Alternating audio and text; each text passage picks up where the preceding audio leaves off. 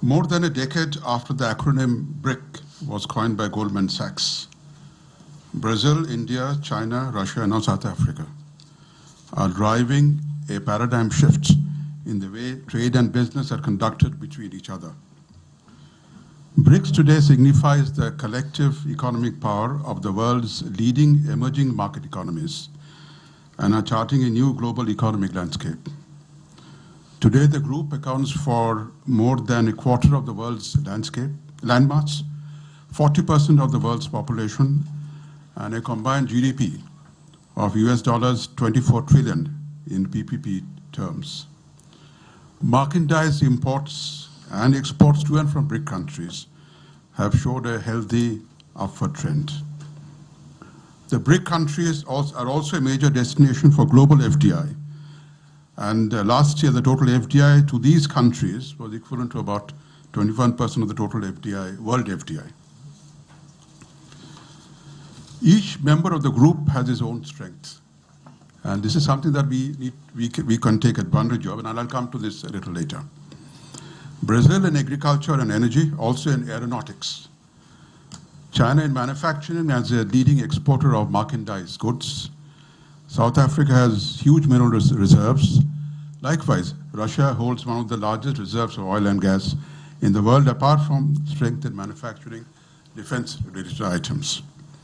India, of course, has the advantage of a large band of professionals, skilled manpower, and strengths in the services sector. With such diverse areas of strength, each country can support the other and take part in each other's growth and development programs. How does the corporate sector view BRICS? Can they benefit from it? Can it result in bringing more business partnerships? Because we must also realize there have been other groupings in the past, not as powerful as BRICS, such as the Indian Ocean Rim. We also have the BIMSTEC. And of course, there are now new groupings like G20. One of the significant achievements of the group is the establishment of the new development bank, which has been talked about. And let me spend a few minutes on the bank, since industry would be a direct beneficiary of its services that it would provide. Not much is known about the bank, its functions, but it seems possible that we're going to see the NDB and the contingency reserve arrangements quite soon. But there are questions. Ambassador Sybil mentioned about this, but I think the question that we want to raise is, are the funds sufficient? Because the requirements of funds of each of these countries are huge. Also, a fundamental question is the BRICS Bank inclusive or exclusive by character? The corporate sector believes that if this group has clear goals to be achieved within a definite time frame, it would benefit all. But we need quick success stories to give us the necessary confidence. And there I would suggest that the private sector should play an important role in accomplishing objectives set by the political leadership. There are many fields where there could be intra-BRICS cooperation. Some activities could benefit all countries. Some activities could benefit 2 countries and maybe 3 countries. There was an effort recently to forge a trilateral cooperation involving countries in South Asia. Interestingly, Pakistan and India joining hands to set up a manufacturing unit in Afghanistan. But this was a very difficult proposition, but we felt that we should make an effort and try and see whether it succeeds. And ultimately, this did not result in any tangible activity, because Afghanistan was not keen on investments from Pakistan. Some other trilateral cooperation is under discussion involving India, Australia, and Japan. There is also one involving Indonesia, Australia, and India. Now, let me attempt to list out a few areas where there could be cooperation. The first area, which is very critical for all the countries, and this I mentioned because of the fact that unemployment is a huge problem in the developing countries, is in the area of skills building. And in the highly competitive environment that we have today, getting employed is always difficult unless the person has requisite skills which are needed. And let me say that unemployment is a major issue which affects the developing countries, including the countries in BRICS. And it would be useful if each country could assess the skill development situation in their country and list out the specific skills which would be needed to be developed. Experience sharing on technology aids for skills development, like mobile phone-based, internet-based community computer training aids, including hardware and software, would be very helpful. Then again, exchange of experiences on train the trainer and setting up skills centers would be a great benefit. The second area I'd like to briefly talk about is infrastructure. And each of the 5 countries need to develop infrastructure, the deficit of which is a constraining factor in sustaining high growth rates. Countries are looking to foreign investment so far as infrastructure is concerned, and the requirements, as I mentioned before, is huge.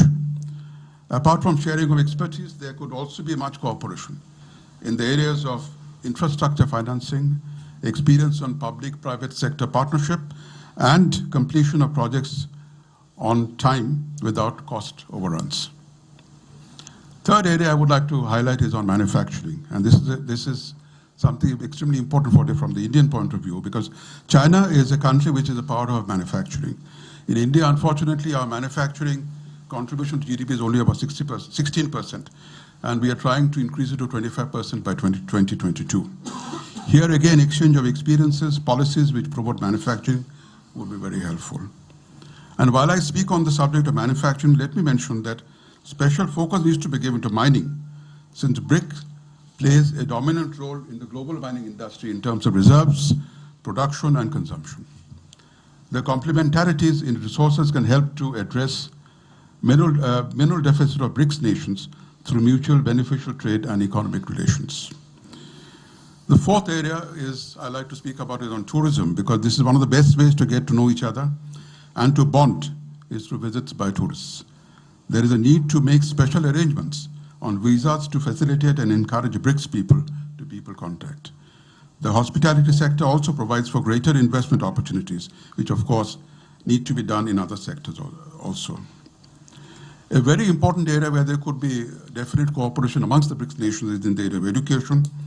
And I would like to say here that all the countries show impressive growth in their higher education systems and promise to expand and improve them in the coming years.